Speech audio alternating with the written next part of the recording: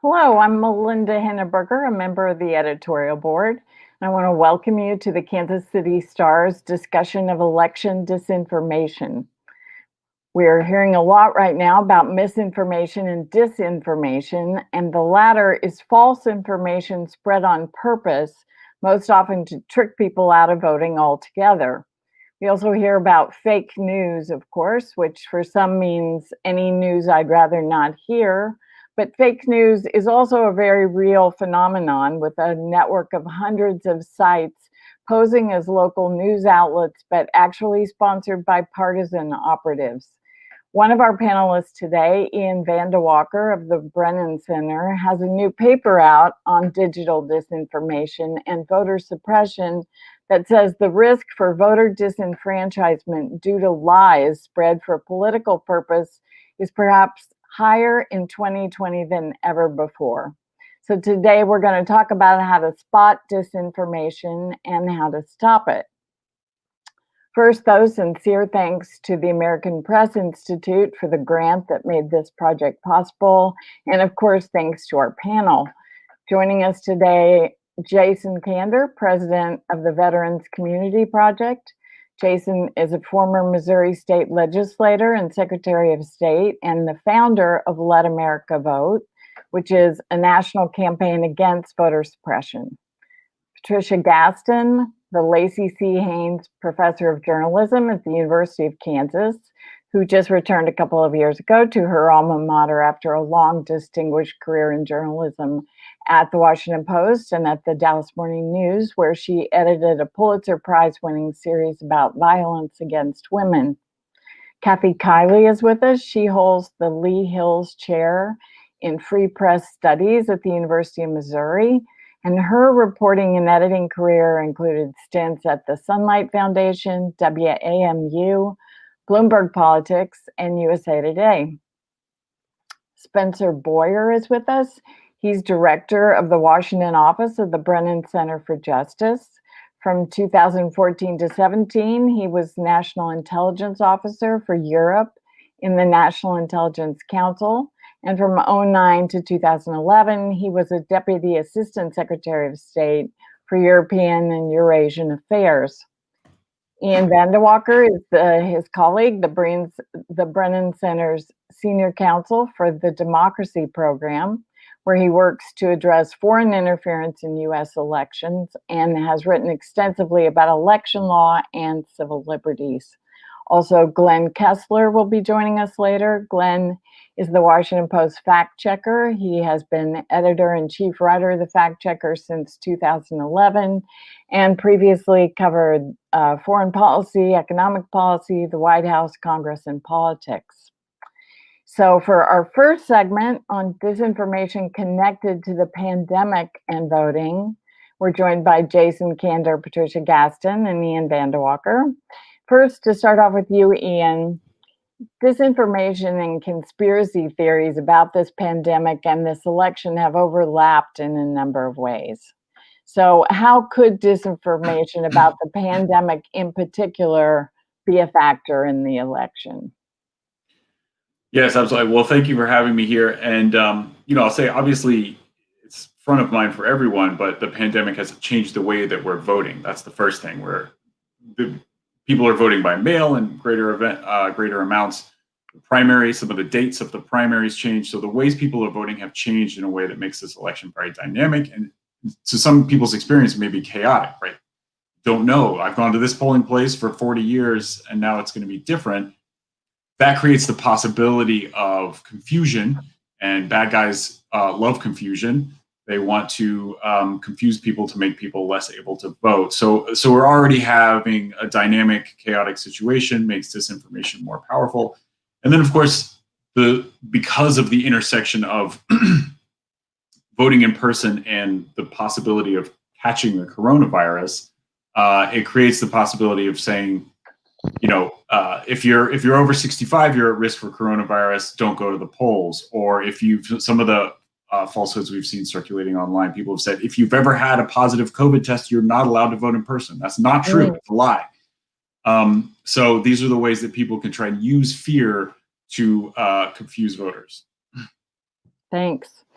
Pat, where does information come from? Who's behind it? I know the answer is multi-part.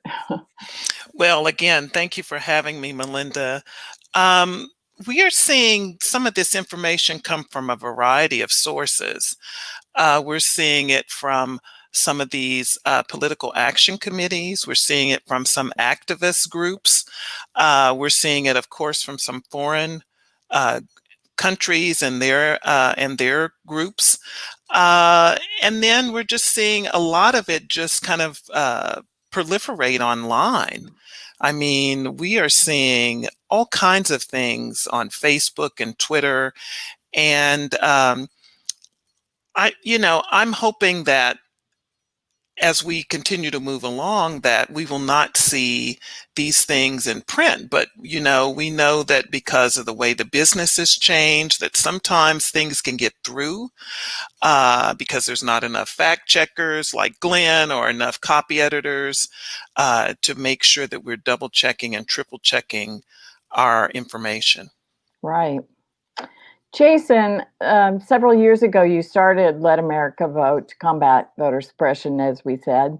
How has disinformation changed and complicated that work?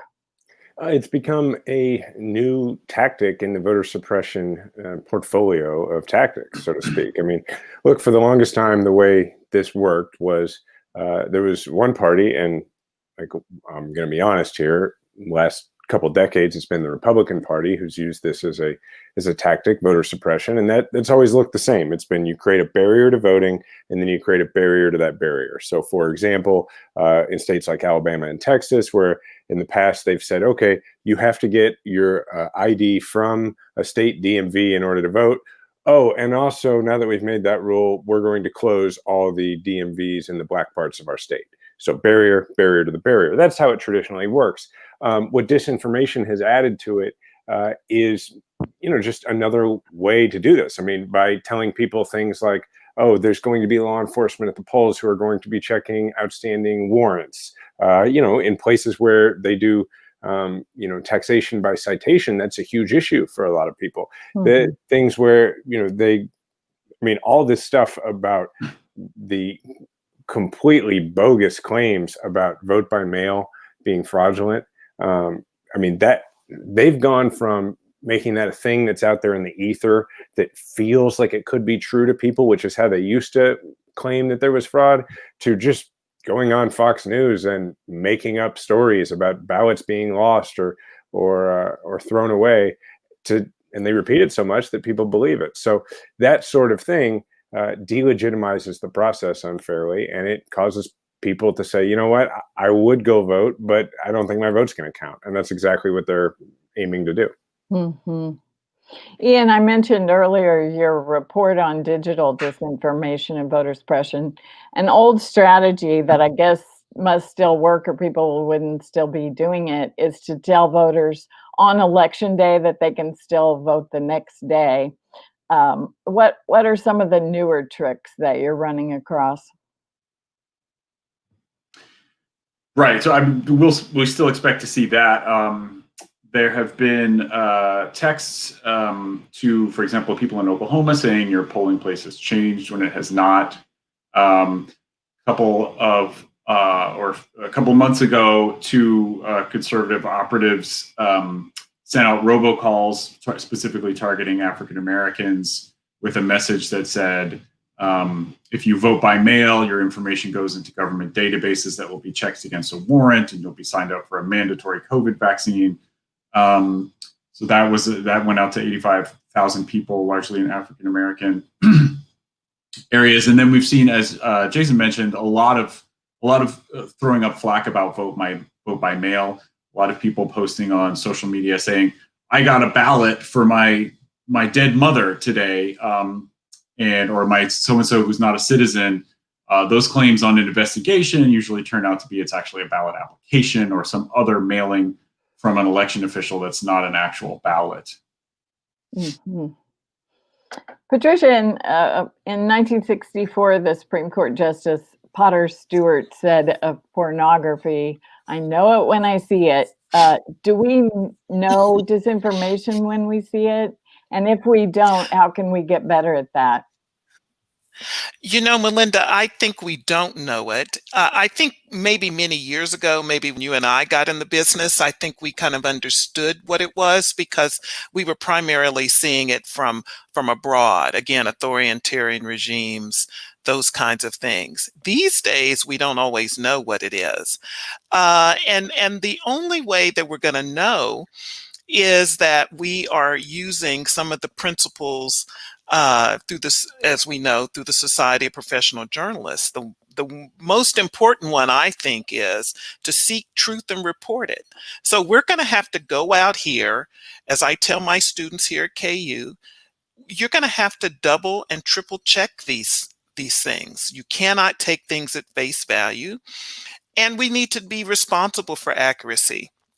So we can no longer just be willy-nilly about whatever we put into a story.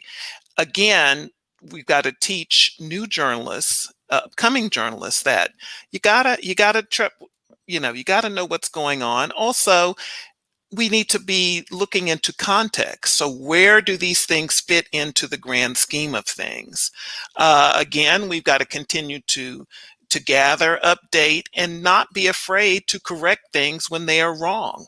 One of the things I'm liking about sometimes when we have on television is you can see the chyrons are being corrected. We need to correct information as we go on, because otherwise people are going to think that these things are just, that's the way it is.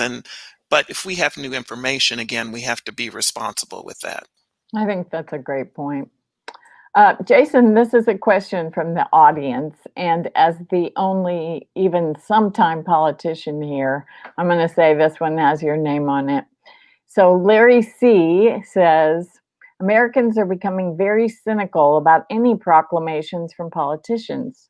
Why do politicians continue to feed this mistrust by providing one-sided and verifiably untrue or misleading information to the public? Because politicians have become really cynical too, and it's sad. And I don't look. I'm a partisan. I'm a Democrat, so you can take what I'm about to say with a grain of salt. That's totally fine. But I do think that we should take note of the fact that there's a campaign going on right now where one side is continually trying to divide the country and the other side is trying to unite it. And I think that the side that is trying to unite it sounds a lot less cynical to me. But yeah, look, politicians oftentimes will take steps in order to hang on to power or to gain power. Here's the thing. The rest of us, in a democracy, like, we all have an obligation here, right? And that obligation is to recognize that we can all be the person with credibility in the lives of everybody we know who disabuses them of false information. So, like, in the world we live in, Facebook, Twitter, Instagram, social media has replaced what used to be word of mouth. And it has also replaced things like yard signs. I mean, if you think about it in a municipal race, for instance, where people aren't always sure who to vote for city council, or in a partisan primary where they know they agree with both candidates, but they don't know which one they like, people tend to make up their minds more often than they would admit based on the fact that their neighbor across the street, who they've always liked, and who always lets them use their extra spot for their second bag of trash, that neighbor puts up a sign for a certain candidate, and they say, oh, well, it must be a good candidate. Well, in the world where we're in now, if somebody puts up an article, people are much less likely to check on whether the article is real because they trust the individual who put it up. And if you are a person who has 200 people in your orbit on Facebook or whatever who tend to trust you, well, then you can take it upon yourself to take responsibility for those 200 people and to fight back against that cynicism. Right. Ian, here's another audience question from Bob B. He says, how does one create or join in creating a disincentive for disinformation? Right. I mean, I think part of it is that things go viral for certain reasons, right? It's not random what sort of goes viral and gets spread around. Things that appeal to outrage, things that appeal to fear, things that appeal to our sort of partisan identities, right? We're the good guys, they're the bad guys. So anytime you see anything like that, you should just pause, just stop, right? This stuff doesn't spread at least in the social media context. Mass media is a separate question. This stuff doesn't spread in social media unless people spread it. Right. So don't have that knee-jerk reaction. Oh yeah, this is a bad thing about a candidate I don't like. Stop and check it. And one of the most important tools here is called lateral reading, right? So you can click through the link. As Jason said, people don't always click through the link. So that's one thing. Find out, is that tweet or that headline accurate? But another thing is just put it down. Google the information somewhere else. Are reliable outlets reporting it? Has it already been identified as a hoax, right? And before you spread or share anything, confirm it with reliable sources, and just think about, am I helping here, or can I be a break in the chain? Right. Patricia, here's a question from a reader named Joy. Disinformation is the reason we're so divided. Joy, I agree with you. The internet and unregulated news sources are largely unchecked and rampant. I believe the only way we'll get back to unity is to get on the same factual page again. How can this be addressed without violating our First Amendment rights?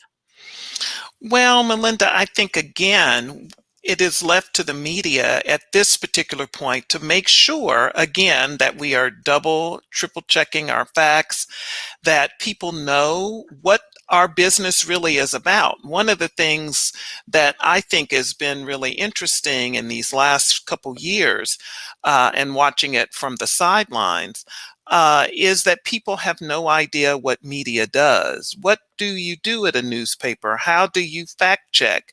How many times does a story have to go back before it is put out there? So we need to continue to have accountability within the profession. That would go some way toward helping some of that, bringing it back. The other thing I think is, I think we're just going to all have to take responsibility, start reading those things that we know are okay for us to be looking at and that we can trust. I know I had a cousin who, we had a row a few months ago, and she was, railing against fact news. And finally I was in my feelings and I told her, I said, let's cut it with the fake news. The people that I work with, and most people maybe don't know this, but the people that I worked with, the people that you worked with, that we've had over our careers, these people are not going around telling lies. There is a certain way that stories are put together, that they are fact checked and everything. Now, that doesn't mean you don't get something wrong. But for the most part, if people are lying and making up things, those people don't have jobs. And we do know some of those people as well.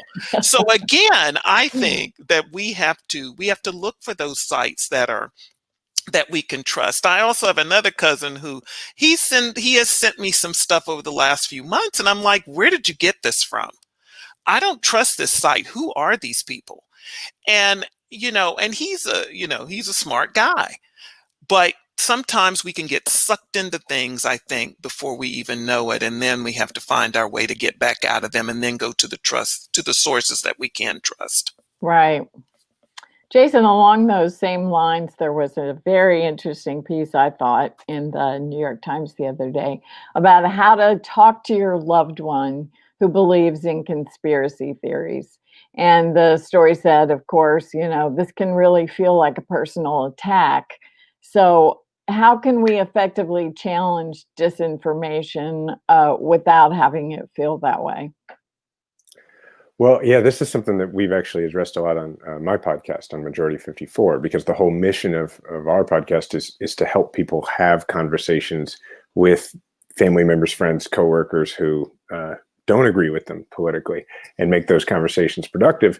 And what we've talked a lot about is just personalizing it, beginning with the idea that, let's say you're dealing with a QAnon person who, like in my case, I'm a Democrat, right? So if a QAnon person is saying, well, the highest levels of the Democratic Party are all about, I think it's pedophilia and human trafficking, I think that's a big part of the theory.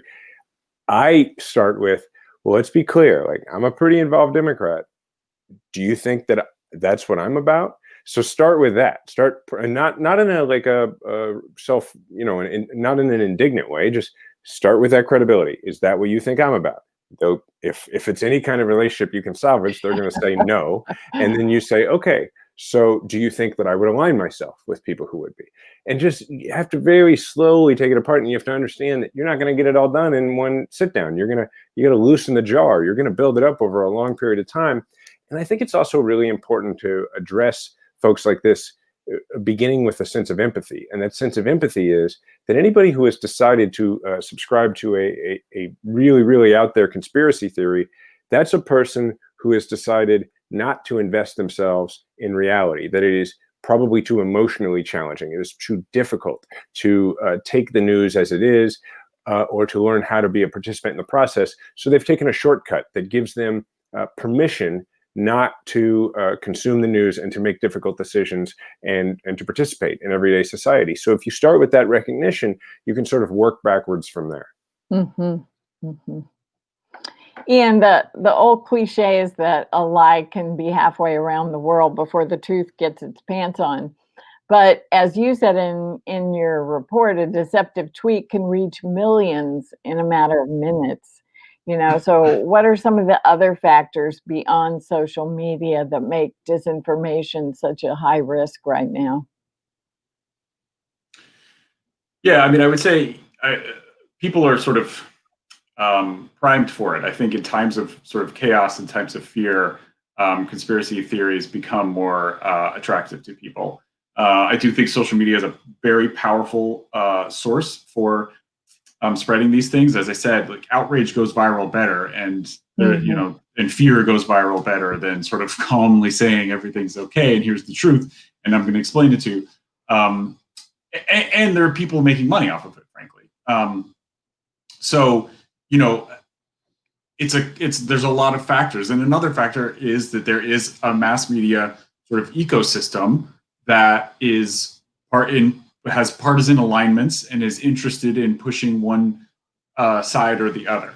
So these things all feed into each other, right? If you just saw a random tweet from somebody saying, the polling place has changed, you might not believe that. But again, as Jason mentioned, if it's someone you know, that's different. If it's someone you know who's sharing what seems to be a reliable journalism source, that's going to be all the more sort of convincing. And these partisan actors are creating fake sort of news sources, websites that are made up to look like they're local news sources when really they're just organs of one party or the other. So there's a lot of things to look out for. But I think, as other people have mentioned, looking out for the fact checking, doing your homework on the reliable sources and maintaining relationships instead of just firing off these knee-jerk tweets are all important things to do. Mm-hmm. Patricia, something I think about a lot is how we can debunk disinformation among people who want to believe that disinformation. When we got into this business such a long time ago now, I was under the misimpression that our job was to just do the reporting, lay out the facts, and once something had been proven, then it would be, for the most part, generally accepted.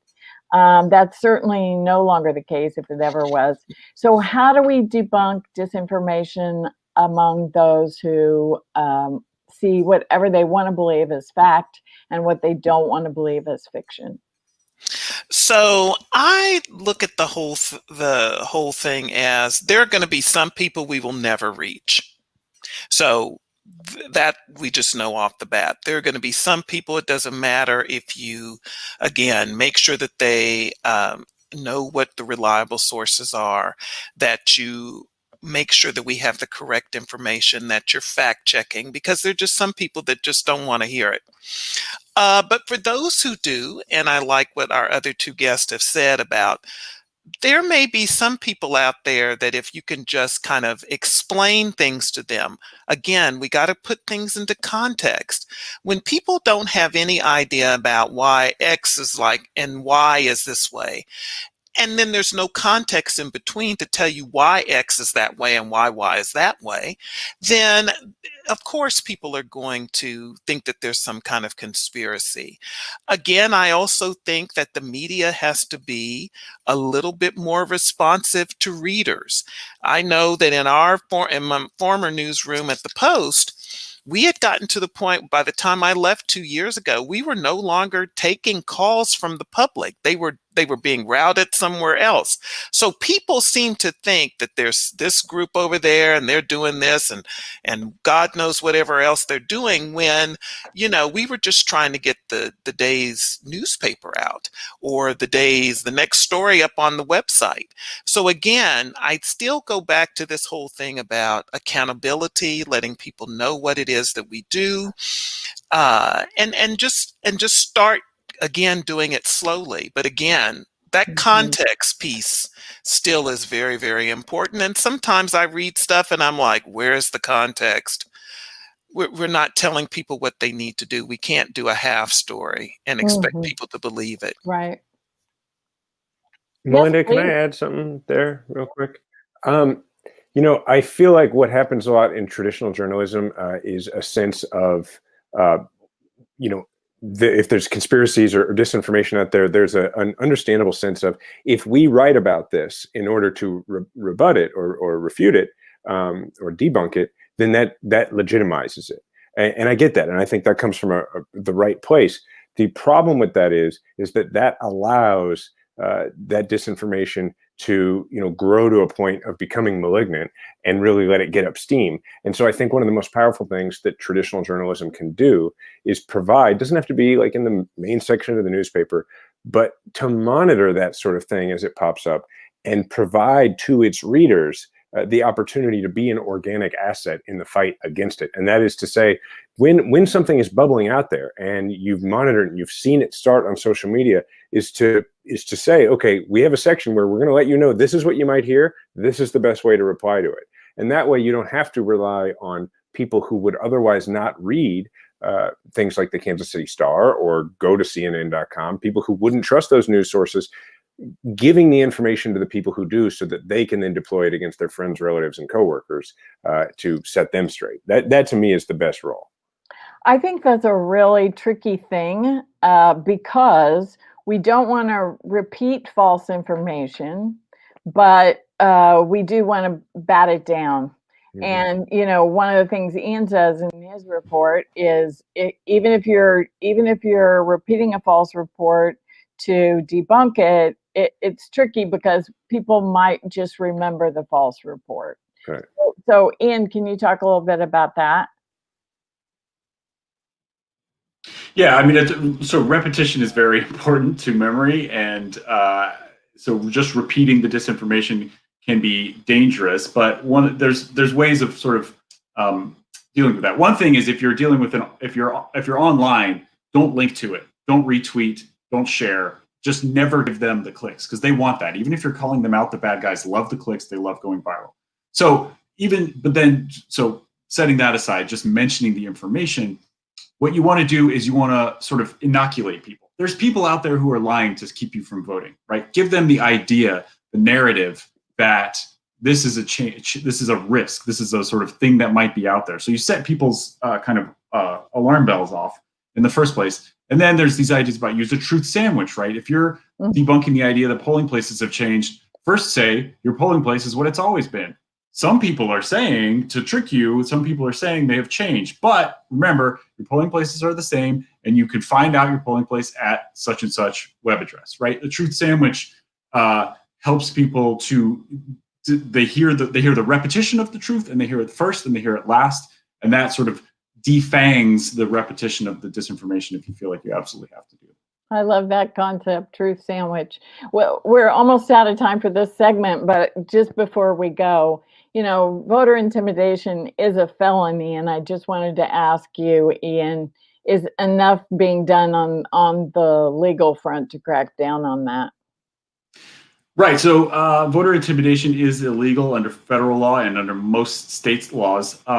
What's sort of tricky is if you're just lying, right? If you're just saying Democrats vote on Wednesday, does that necessarily count? So there is a bill in Congress that passed the House last year and is likely to be brought up in the new Congress, the Deceptive Practices Act, which clarifies that in federal law that just spreading false information about voting, and that in order to trick people out of voting, is itself illegal. That's a federal crime, and it tells the Department of Justice that they have to enforce it. And it also creates a what's called a private right of action, which means you and me, someone affected, a civil rights group, can actually sue that person who's lying about voting.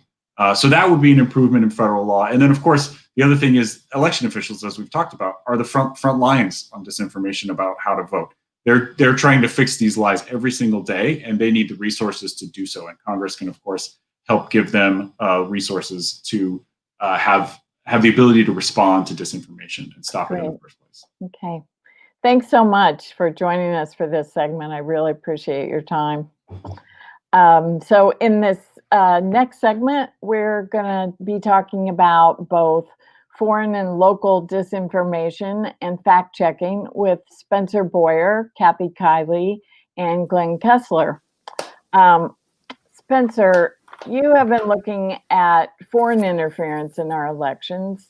And 4 years ago, as everybody knows, there were Russian operatives posing as Americans, posting and amplifying disinformation, and sometimes even urging people to vote by text, which is not legal and impossible anywhere in this country. How has disinformation from foreign sources changed over the last 4 years? It's a great question. Just to give folks some context, the Kremlin has really never stopped its activity. It's continued to interfere in democratic elections around the world, not just in the United States over the past 4 years. And disinformation is really only part of that. Other techniques that they use include hacking political targets to steal sensitive information, selectively releasing that information to the public, supporting preferred candidates, providing illicit financial support, and propping up destabilizing or extremist political movements. And of course, it spreads disinformation through a combination of state-run propaganda outlets and fake online personas on social media. There are certainly other actors from abroad, of course, but Russia is certainly the main culprit, so I'm focusing mainly on them. We know that Russia was attempting to influence the 2020 election prior to the coronavirus by causing confusion and division, and some of our other panelists talked about some of the things that they're doing relating to the coronavirus.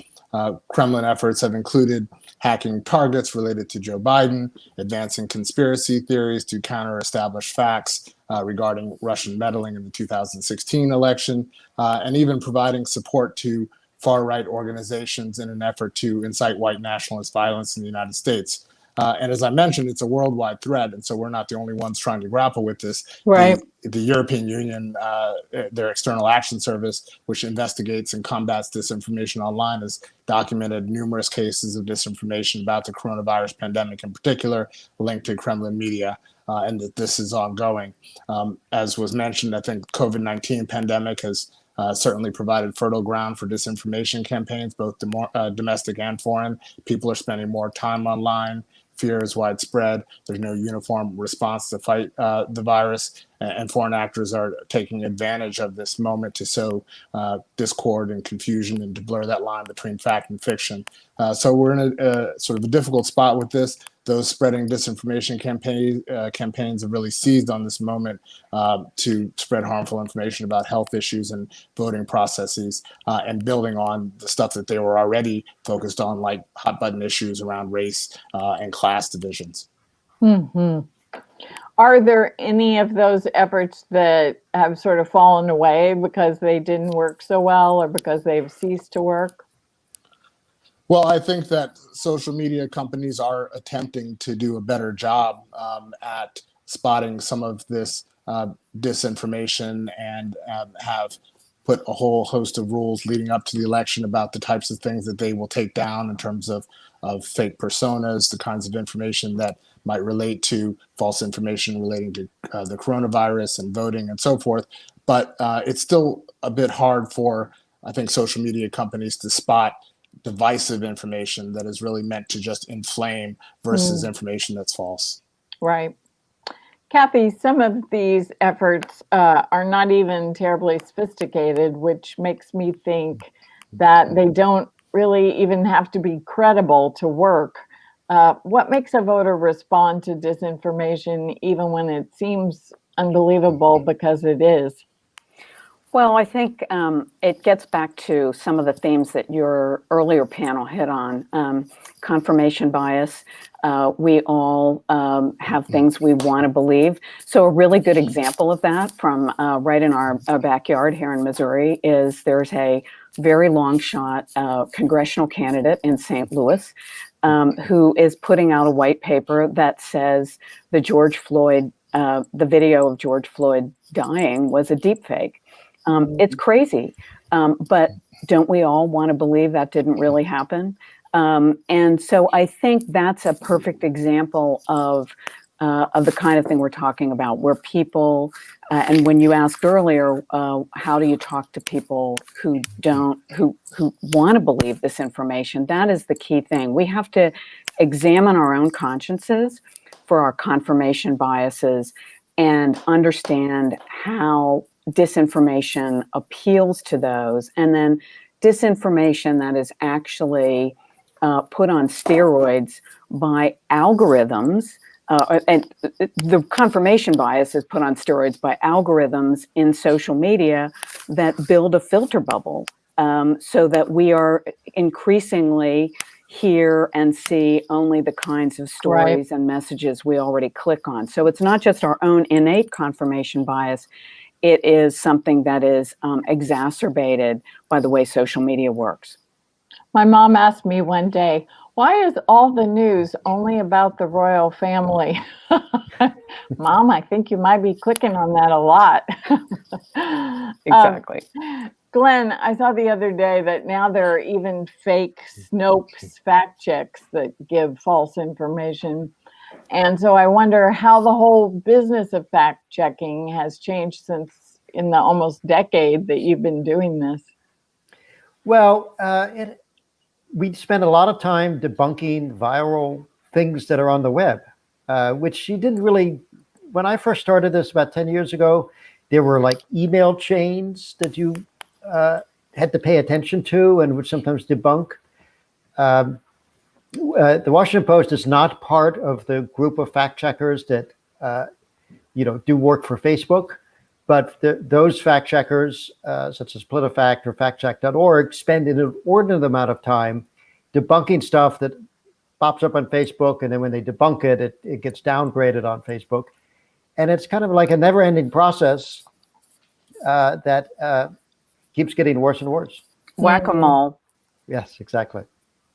Spencer, we've heard a lot about disinformation from Iran lately, about Iranian propaganda operations posing as news outlets, and the director of national intelligence just announced that a number of threatening emails had been sent to Democrats in a couple of states, supposedly from the far-right Proud Boys. And it's these emails said, "You will vote for Trump on election day, or we will come after you." What was this about? What's the story here? Well, what I make out of it is that it's important to remember that actors beyond the Kremlin and the Kremlin's proxies are pushing out disinformation, both foreign and domestic actors.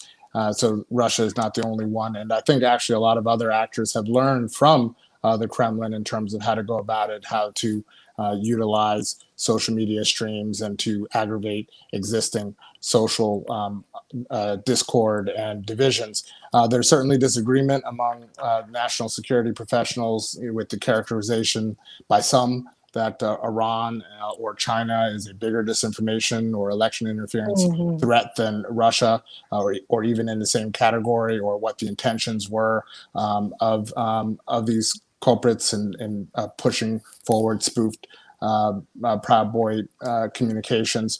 But ultimately, I think it really shouldn't matter a great deal who the foreign adversary is or who it's trying to help or hurt. The response from elected officials really should be the same, that foreign interference in our electoral processes will not be tolerated regardless of who it helps. And we've certainly not done a very good job at deterrence on that over the last several years. But I do think on the bright side, our election systems are more resilient now than they've previously been. A lot of work has been done in recent years to detect, prevent, and recover from cyber attacks and other related attacks. And, I think local election officials have been working really hard to make sure that voters are able to cast a ballot and that their ballot is counted. So I think that they're hitting more resistance than they have in the past. If I could just jump in there, Melinda, I think one of the key points that people should keep in mind about disinformation is its goal. It is not, I heard a wonderful quote by a woman named Sasha Havlicek, who works for the Institute for Strategic Dialogue, I think I have that right, which is a European-based think tank that looks into some of these questions. And she said, when people ask her, on social media, are they pro-conservative or pro-liberal? She says, they're agnostic as to the extreme, but they are pro-extreme. So I think one thing to keep in mind is when you see something that provokes strong emotion, as Ian said earlier, stop a beat and check it out. And we can talk about ways to check it out. But the second thing I think to keep in mind is, and again, to build on what some of the earlier panelists talked about, the goal here is not to elect this person or de-elect this person. The goal is to sow so much cynicism that people will give up on democratic institutions. When people just throw up their hands and say, I don't know who to believe, they're all alike. Those of us who have been journalists can tell you they're not all alike. And maybe we need to get better at explaining that. But I do think that cynicism is the goal here, and cynicism that is very corrosive to democracy. I think one of the most pernicious attitudes we come across is that attitude, they're all alike.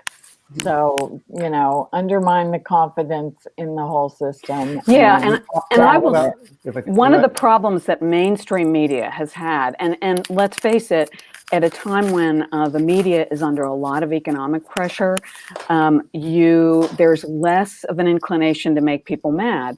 And so a lot of us have fallen into what I would call both siderism, and that adds to the cynicism.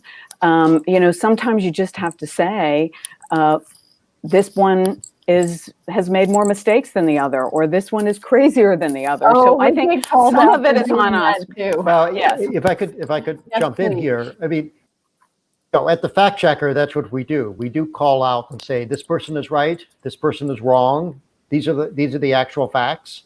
But over the course of the last 4 years, part of President Trump's goal has been to delegitimize normal mainstream media and to make it so that people don't believe what we write or what we report. And he's actually said openly that his goal is to make it so that people only believe him as a source of information. Right. So it's not just misinformation on social media or Russian actors or maybe even the Iranians. The president of the United States is doing his best to undermine Americans' belief in the news that they see. Right. Go ahead. I think one of the antidotes to that, and it's not going to be a quick fix, it absolutely will not be, but is rebuilding trust in those institutions. And some of that requires us to pull the curtain back on our journalism. I think Patricia was talking about this earlier in a way that we, probably didn't think was necessary before.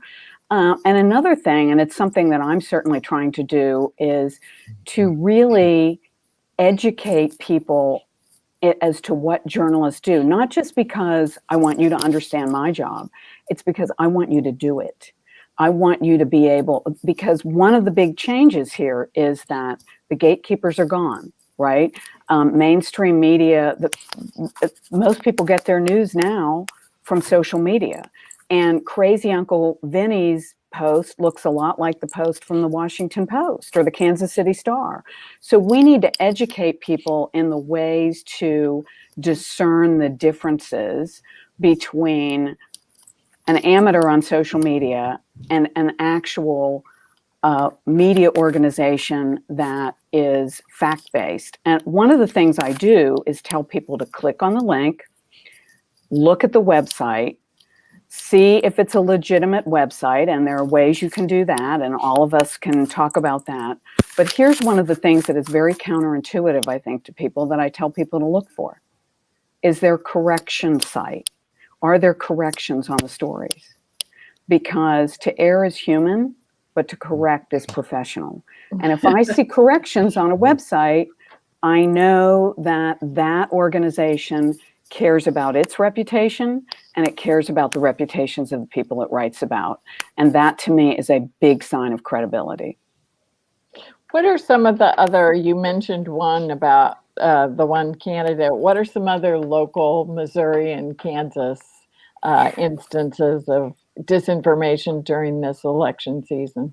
Well, we had one here right in mid-Missouri, where I am, halfway between St. Louis and Kansas, the middle of the middle, as we like to say. And recently, this is kind of an old-fashioned dirty tricks, but it's amplified by social media. There was a text that purported to be from a state senator who was up for re-election, going around saying, oh, I've got family situations, I need to drop out. And it wasn't true. And it was quickly tamped down. And I will say that the opposing candidate quickly came out, disavowed it. But again, and I'm very curious, I actually checked with the politician last night to see if there were any developments in the case, and they really haven't nailed down a perpetrator. But that's one that I would wonder, whether that is actually a foreign sponsored piece of disinformation. Again, just making people distrust the institutions. Other ones, these are not directly related to the election, but there's one instance. It's interesting. Cape Girardeau and the Boot Heel has been the site of two big hoaxes this year. One was someone went on Facebook, copied the icon of the newspaper, made it look like this was a Facebook post from the Southeast Missourian, which is the newspaper in Cape Girardeau, Missouri, and said, we've had our first COVID case at the local hospital. And this was early in March, or maybe late March, but early in the pandemic. There hadn't been such a case, but people were calling in, canceling elective surgeries, that sort of thing. And it took a while for the newspaper to tamp that down. And again, that's not just damage to the community, it damages the newspaper. And the other thing that happened in that community, which is an instance of really, I think, insidious reputational vandalism, is a woman, and I put that in air quotes because who knows if it was a bot or a real human being, but this Facebook page appears with a woman's picture and some, kind of funny pictures saying, giving some biographical details about herself and including a very racist meme. It used the N-word. And in the side box, when she gave her biographical details, she said her employer was the United Way of Southeast Missouri. Not true. And it took about a week or two for the poor United Way of Southeast Missouri to sort that out. Now, in the end, the woman who's the executive director down there told me it ended up being a win because they kind of got a sympathy vote. But it took a while. And it was only, I think, because this woman had been trained as a journalist and had worked in PR, and she knew exactly, she handled it very well. But it makes you think that, and she told me she was going to write a white paper, that organizations are going to have to be prepared for this, what I would call reputational vandalism. And who knows who did that or why. Glenn, do you see more recidivism now than when you started? And I mean, politicians who make false claims and even after you correct them or they're, widely corrected, they just keep making them? Actually, it's interesting. Donald Trump, of course, never backs off a false claim and repeats over and over claims that have been debunked. I mean, he's really the all-time champion at that kind of behavior. But what we have seen in this election cycle is that the Democrats, because they wanted to set themselves off from Trump, and like in politics, every action creates a reaction, because they wanted to set themselves off from Trump, sometimes we would call up and say, we think this is wrong. And they'd say, oh, you're right. We apologize. We're not going to do that anymore. Or if we have a policy at the Washington Post, we don't give Pinocchios or rating if a politician admits error. And a number of times, Joe Biden, where we called him out, and he or his staff got back and said, I made a mistake. I don't want to get the Pinocchios. And I will admit my error. And that was something we never saw before, because a lot of times politicians would tell us, yeah, I know I was wrong, but I'd rather take the 4 Pinocchios than have to admit that I made a mistake. So in some ways, what Trump has done has actually made it easier for other politicians to say, that was a gaffe, I'm sorry. Now, if he wins re-election, it's quite possible every politician in America will say, hey, it didn't seem to hurt him that he told so many lies, so maybe this is the way I need to go. Do you see that already with other Republicans taking their cues from Trump on that front? Not to the extent of Trump, not at all. Right. Because Trump is just in his own league. I mean, he's earned more 4 Pinocchio ratings all by himself than either political party combined. Mm-hmm. So I'm hoping that he is just an aberration, and that we'll be able to move on from this period in our lives. But I guess we'll see. Mm-hmm. Spencer, the State Department funded a counter-propaganda program called the Iran Disinformation Project that ended up being defunded after complaints that on Twitter it was mostly going after critics of the president's Iran policy. The funding was supposed to be used to counter ISIS propaganda. Was that an instance of there being disinformation about disinformation? Well, I haven't followed this closely, but it's certainly a disturbing development that undermines America's ability to counter disinformation. I've always believed, and I used to do public diplomacy at the State Department, that the best tool we have in combating disinformation is the truth or our own credibility. And the US and other democracies certainly have a much better story to tell than our authoritarian adversaries. And so when we abuse these types of tools, I think it makes it all the more difficult to fight disinformation from other sources. And I did want to just say one other thing to kind of build on what Kathy was saying about targeting people and sort of the goals of a lot of these efforts. I couldn't agree more that I think it's just so important to remember that the goal of whether it's the Kremlin or sometimes China or Iran, folks within the United States, is often not necessarily to push a particular political agenda. It's to blur that line between fact and fiction, to make people throw up their hands, to make it so that nobody feels that they can objectively say what the truth is or isn't. But I think a big part of the problem is that the purveyors of disinformation are able to target so effectively. We all know that Russian linked accounts on Facebook, especially during the 2016 election cycle, published content on socially divisive issues so effectively because they were able to micro-target those with similar beliefs.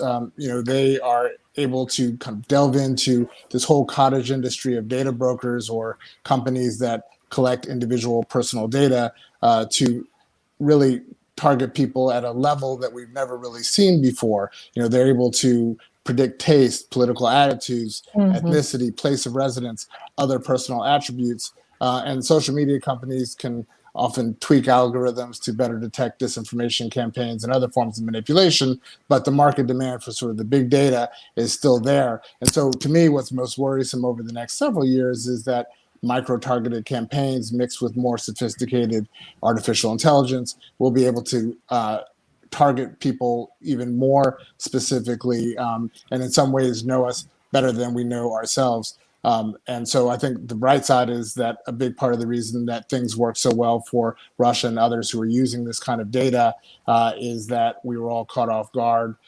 Very few voters had heard about bots or troll farms or disinformation campaigns. We're aware of them now, the public, media, and so forth. So that gives us some hope, but technology is increasing in a way that we have to stay on guard. Right. Kathy, I have a question from an audience member for you.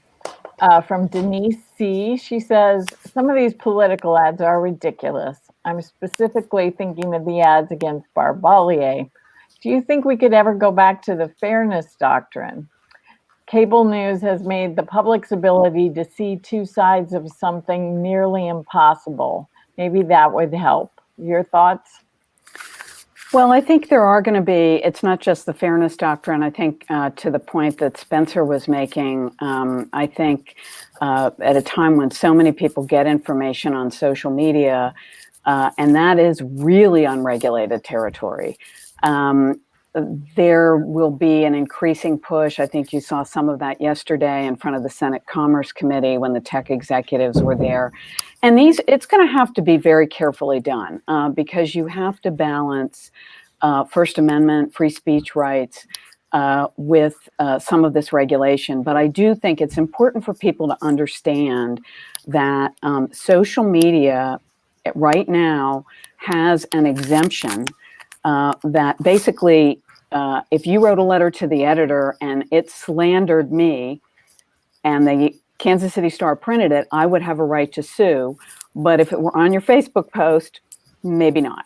So I think that's that's a regulatory area that I think people are going to start to look into more and more. I think on the television front, there's been talk back and forth about doing that. But what your reader needs to know is that political advertising from the candidates is viewed as protected speech. So if it's a candidate putting the ad up, they pretty much have a right to say what they want to say in our environment. We'll let the marketplace of ideas decide that. Now, ads that are placed by third parties, so, the Committee for a Better Missouri or the Committee for a Better Kansas, when I see an Orwellian named committee like that, I usually know it's somebody who wants to put a sludge heap down the street, but and so that's a lot of what reporters do when they look at the so-called dark money, is try to figure out who's behind those committees. There are tighter restrictions on those ads, and TV stations have a right to reject them. But of course, you're asking a TV station to say, no, I won't take that money because I think your ad is inaccurate. So the policing element is a little dubious. Right. So the answer is I don't know, but I think in this environment, regulation is going to be looked at. It's going to have to be looked at very carefully. But the first place people are going to look to regulate is social media. Glenn, I was wondering if you had some favorite fact checks from over the years you've been doing this, places where you really felt like doing the fact check you were able to have a big impact. Well, what I remember often are the fact checks that involved lots of digging and investigating, and it was a fun result.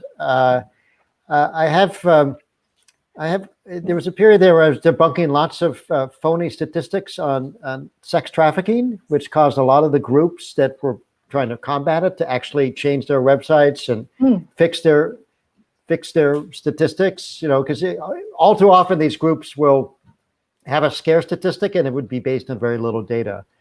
Right. My favorite fact check, not my favorite, but one that, but maybe it's in the political realm, so people might enjoy it, was one I did of Sean Hannity, who was talking about how Donald Trump during the Gulf War had sent his personal jet to rescue a bunch of Marines off, who were stranded somewhere. I remember this. And, it involved getting the actual records and stuff like that. But it turns out it wasn't Trump's personal jet. It was part of the Trump shuttles fleet, which had been seized by bankers.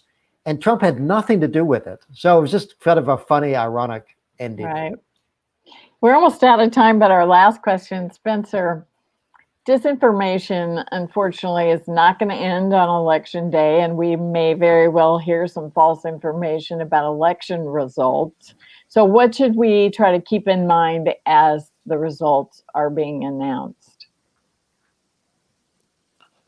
Well, I'd probably keep in mind three things. First, there's a good chance that the results won't be known on election night. At least half of the votes in the November election are expected to have been cast by mail, so it might take days, if not weeks, to count them all.